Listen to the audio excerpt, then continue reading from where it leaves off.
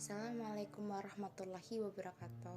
Perkenalkan, nama saya Disvita Cahyan Tias dari kelas 11 MIPA 6, nomor absen 8.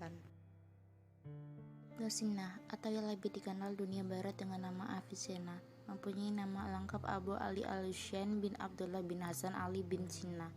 Julukannya adalah Al-Ras atau puncak gunung pengetahuan. Menurut Ibnu Khalikan Al-Kifti dan Bahaki, Ibnu Sina lahir pada bulan Safar 370 Hijriah atau Agustus 980 Masehi di desa Afsanah, Bukhara, Uzbekistan. Ayahnya Abdullah dan Sitoroh ibunya merupakan keturunan Persia. Karena itu ketika Ibnu Sina masih remaja, dia sering menulis puisi dan isai dalam bahasa Persia. Keluarga Ibnu Sina bisa dikatakan keluarga yang mampu. Ayahnya diangkat menjadi gubernur di sebuah distrik di Bukhara ketika masa pemerintah penguasa Samaniyah Nudwa bin Mansur. Berangkat dari keluarga mampu, orang tua dari Ibnu Sina berusaha memberi anaknya pendidikan terbaik. Ayah Ibnu Sina merupakan seorang muslim dari sekte Ismaili atau Syiah. Rumahnya merupakan pusat aktivitas sarjana dan ulama Mansur pada masanya. Mereka banyak melakukan aktivitas diskusi membahas berbagai permasalahan. Dari diskusi inilah Ibnu Sina memahami pengetahuan yang luas. Ibnu Sina memang telah memperlihatkan kecerdasannya luar biasa sejak kecil. Selain mempunyai kemampuan analisa berpikiran tajam, Ibnu Sina juga dengan mempunyai daya ingat yang sangat kuat. Orang tua Ibnu Sina mulai memberikan pendidikan agama dan logika elementer sejak Ibnu Sina masih berusia 5 tahun. Pada usia 10 tahun, Ibnu Sina telah hafal Al-Quran. Dia juga belajar fikih dan ilmu syariat. Tidak hanya mempelajari ilmu agama, setelah menguasai ilmu teknologi, Ibnu Sina mulai terjun ke dunia filsafat. Hingga umur 16 tahun, Ibnu Sina juga berguru kepada Abu Abdullah An-Nakili dan belajar kitab Isagoji dalam ilmu logika dan berbagai kegiatan euklidis dalam bidang matematika.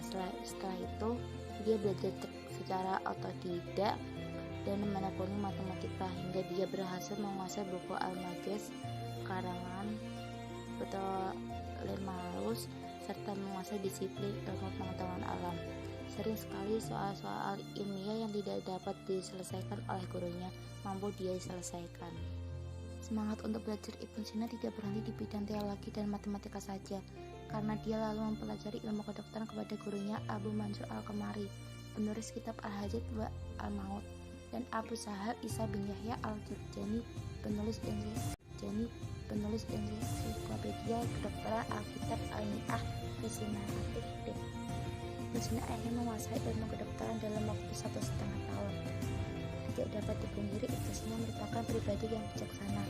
Dia tidak membuang waktu masa mudanya untuk hal sia-sia. Dia selalu memanfaatkan waktunya untuk belajar berbagai ilmu hingga dia menguasainya. Tidak mengheran kalau memasuki usia 16 tahun, Ibnu Sina telah menjadi pusat perhatian para dokter sezamannya. Mereka sering menemuinya untuk berdiskusi perihal penemuan dalam hal bidang kedokteran. Pada usia yang sama, dia dapat menyembuhkan penyakit yang diderita Sultan Samaniyah bin Mansur tahun 976 sampai 997, sehingga dia diberi hak istimewa untuk menggunakan perpustakaan besar milik raja. Dianugerahi dengan kemampuan luar biasa untuk menyerap dan memelihara pengetahuan, perempuan muda dari Persia ini membaca seluruh buku-buku di perpustakaan itu, hingga akhirnya berhasil menguasai semua ilmu yang ada pada masanya. Sekalipun dia lebih menonjol dalam bidang filsafat dan kedokteran. Memasuki usia 21 tahun, Ibnu Sina mulai menulis karya-karya monumental di berbagai bidang keilmuan, dengan karya pertamanya berjudul Al-Majmu'u Al-Ikhtiyar yang memuat berbagai ilmu pengetahuan umum. Ibnu Sina tidak pernah berhenti membaca serta tidak pernah bosan menulis buku. Dia memang dikenal kuat memikul tanggung jawab ilmiah dan sering tidak tidur malam hanya karena membaca dan menulis. Selain itu, Ibnu Sina tidak mengambil upah dalam mengobati orang sakit. Bahkan dia banyak bersedekah kepada fakir miskin sampai akhir hayatnya. Ibnu Sina wafat di Hamzan, Persia pada tahun 428 Hijriah atau 1037 Masehi. Dalam usia yang ke-58 tahun, dia wafat karena terserang penyakit usus buntu. Selama masa hidupnya, Ibnu Sina memberikan sumbangan luar biasa terhadap kemajuan ilmuwan. Pemikiran-pemikiran Ibnu Sina di berbagai disiplin ilmu banyak diadopsi oleh ilmuwan masa setelahnya. Tidak hanya oleh ilmuwan Muslim, tapi juga ilmuwan Barat banyak yang mengadopsi pengetahuan dari karya-karya Ibnu Sina. Dalam rangka memperingati 1000 tahun hari kelahirannya, melalui event Fire Millennium di Teheran pada tahun 1955,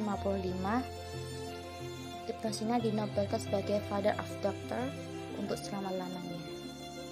Sekian dari saya, terima kasih. Wassalamualaikum warahmatullahi wabarakatuh.